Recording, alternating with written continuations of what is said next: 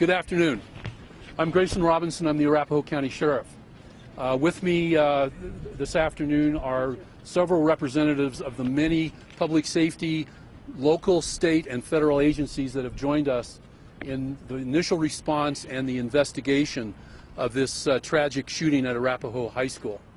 I'd like to give you a very quick briefing on what we know at this time, and then once I've given you that information, Superintendent of Schools Scott Murphy will make a brief comment. Governor Hickenlooper would like to make a comment, and then I will come back and try to answer any questions that you may have regarding this particular situation. Today at 12:33 p.m., a lone gunman entered the school on the west side. The gunman came into the school and immediately asked for the location of a very specific teacher, and he named that teacher by name. When the teacher heard that this individual was asking for him, the teacher exited the school immediately. In my opinion, was the most important tactical decision that could have been made. That he knew he was the target, and he left that school in an effort to try to encourage the shooter to also leave the school, with the focus of safety and security and well-being of our students in his mind. When that happened, one student was shot by the shooter. That student was transported immediately by Littleton Fire Rescue, and that student is currently in serious condition at a local hospital undergoing surgery. A second victim was shot. That individual suffered a very minor gunshot wound and is being treated at a local hospital. We believe that that individual will be released before the end of the evening. Our active shooter protocol was immediately initiated by our school resource officer. The officer went immediately to the threat as he is trained, and all of the responding deputies and police officers also activated our regional active shooter protocol, and that is to go to the threat and try to eliminate the threat while keeping students and staff safe. Within 20 minutes of the time of the report of the shooting, our deputies found the suspect dead inside the school. Currently, right now, it appears to us that shooter is dead as a result of a self-inflicted gunshot wound. However, that determination remains under investigation, and we will continue to look at those details. At this point in time, we have victims advocates with the families and the victims at the hospital, and we have investigators with the family of the shooter. We are beginning our investigation now as a crime scene. We have evacuated the entire school. The school was evacuated very slowly, deliberately, and meticulously. We wanted to ensure that all of our students, number one, were safe, and secondly, we wanted to ensure that we had no other suspects or individuals that were collaborators with our shooter. Although it will remain under investigation, at this point in time, we believe the shooter that is deceased is the only individual that was armed in this school today and came here to cause harm to the students and/or faculty of this facility. However, that remains under investigation. We also have assets coming from the Colorado Bureau of Investigation to assist us with our responsibilities to process this crime scene, collect evidence, and do the work that we need to do so that we can come to a final conclusion of why this happened and how it happened. At this point in time, we have assets across the South Metro area talking with people who either know the suspect or have some association with him, and we are trying to collect that information. As I indicated, the school was evacuated methodically and very deliberately. We initially evacuated students to the Shepherd of the Hills Church, which is located about a block south of our current location. Very quickly, that facility became overwhelmed with the numbers of students and parents that were trying to reunite. And we had to select a second reunification site, which is the Euclid Middle School, located at 777 West Euclid Avenue in Littleton, Colorado.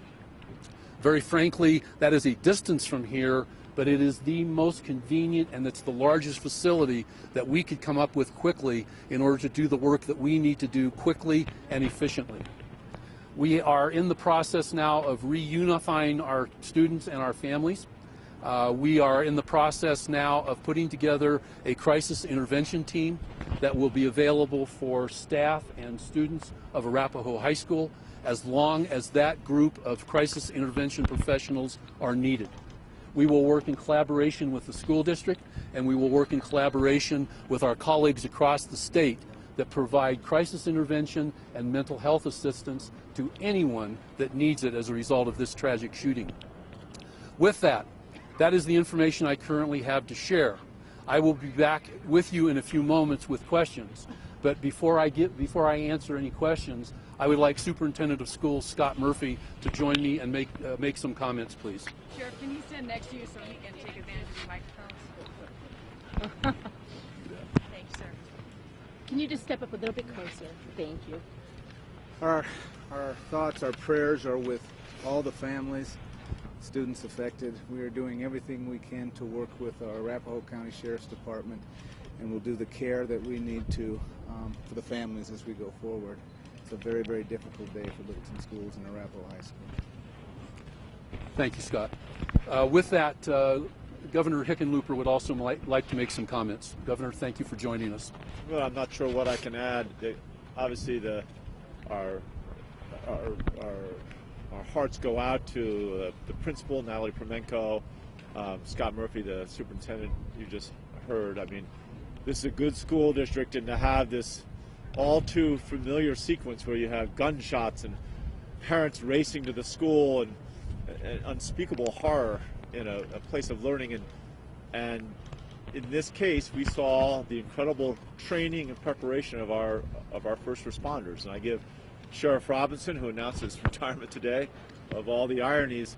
I mean, they had this trained so that, again, officers from all across the South Metro area were trained in how to go in immediately into that school and make sure that the perpetrator, this kid, the officers went right to him, and they got to him literally within minutes.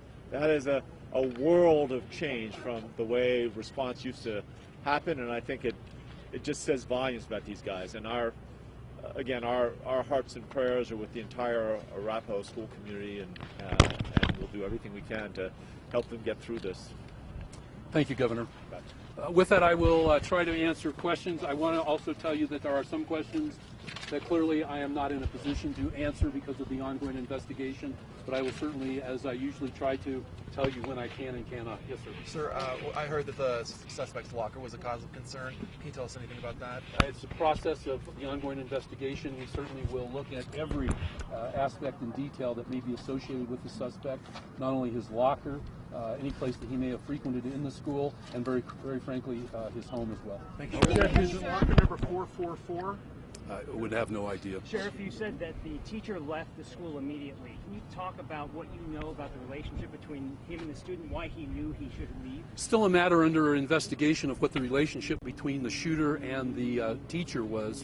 We know that the student that was armed with a shotgun, as he entered the west side of Arapahoe High School, immediately asked for the location of this specific teacher and asked for that teacher by name. As soon as the teacher realized that, as I indicated in my initial comment, he departed the school. That was a very wise tactical decision. He took himself away from the school and with an effort to try to encourage the shooter to go with him. Julie? Did you find explosives? What did you tell us about the student who was shot? How did that occur and what was going on there? Don't know the details, still a matter under investigation. We do know that that student suffered a serious gunshot wound. We believe that the student is still in surgery in a local hospital.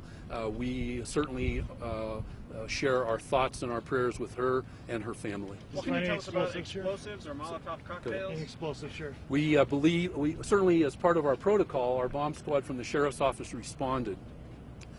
Initially because of the fact that we never know and we want to err on the side of more assets than fewer. We believe that we have one device in the school. Initially it was reported to me that it was a Molotov cocktail, but my bomb squad is working that, trying to identify it. I'll have more information the next briefing that we provide. Sure. What can you tell us about the shooter? His age, class, name, graduate? First off, I will not, he is a current student of Arapahoe High School. I will not release his name. We have identified him. We have investigators that are with his family and with his colleagues. I will not identify him at this point in time. When it is appropriate, I will identify the shooter. What about the age, Sheriff? Again, I won't provide any information relative to the shooter until I am prepared to do so relative to the ongoing investigation. What about Yes, the sir. student who intervened? Question, you were talking about the west side of the school where the shooter entered. Give us a sense, because I've never been to this school. Give us a sense. Is this the office area? Is this one of the exit? The west side, the question was the configuration of the school on the west side. The west side of this school is typically made up of the student parking lot. It is an area that has at least 2 and probably 3 if the kids are real innovative, different entrances and exits that can be used. Goes into the immediate area of the gymnasium and the pool on the west side, so that gives you a bit of a configuration of where we're at. Sheriff, who did the student ask for this specific teacher? He asked the other students that were in the immediate area the location of the specific teacher. How was it that no teacher or administrator encountered this student first? How did a student get to the armed student first? Well, I think first off, you have to understand that this is a high school. These young men and women that are here to be educated come and go fairly freely. They have downtime, they have breaks in their day. So they are moving in and about the school on a regular basis. Certainly as the individual entered the school, he asked for the teacher immediately from the students that were in the area. There were no other teachers in the area. Was the gun available? Was the gun visible at that time? Yeah, the suspect was carrying a... Hang on. The student that entered the high school was armed with a shotgun. I'm not at liberty, nor will I discuss the details of that weapon at this point. However, it was clear that he was armed with a shotgun. He made no effort to hide it or conceal it. He carried it into the school as he entered the school. And was it the other students who alerted the teacher then? The word got around immediately that he was looking for the teacher. Yes, ma'am. And the active shooter protocol, is that something that was started right after Columbine or just in the last several years? A little bit, what's the history about that program? Well, clearly the active shooter protocol has to do with going to the threat and not waiting. It is a protocol that has been trained across the state of Colorado, not just in one or 2 local agencies, but we not only train in our individual agencies, but then we come together regionally and we train on these particular protocols. I will remind you of training programs that we put in together and exercises around Operation Mountain Guardian several months ago that had to do with active shooter.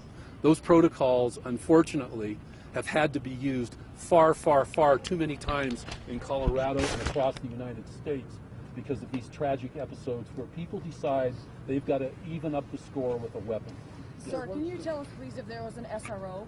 We had an SRO. The SRO immediately responded on his own to the area of the threat. You know what can you tell us about the confrontation? I do not know. Thank you. What can you tell us about the confrontation between the...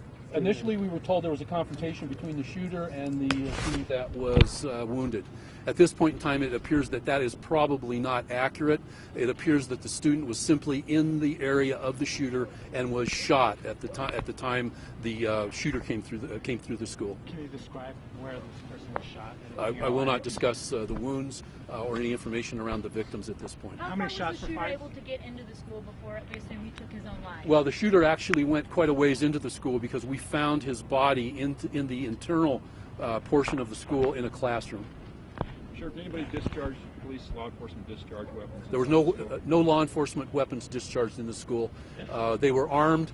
Certainly, if you speak with students and faculty that were in the school, the deputy sheriffs and the police officers that responded and reacted to this active shooter were adequately armed. How many shots they were armed? They were armed with urban street rifles and their service weapons, which is part of our protocols. They entered the facility with the absolute responsibility and purpose of eliminating the threat. They quickly worked the school to try to find that threat, and as soon as they found the individual down, they realized what the situation was. Anastasia. Sheriff, will your folks or CBI or the FBI be searching the home of the shooter looking for any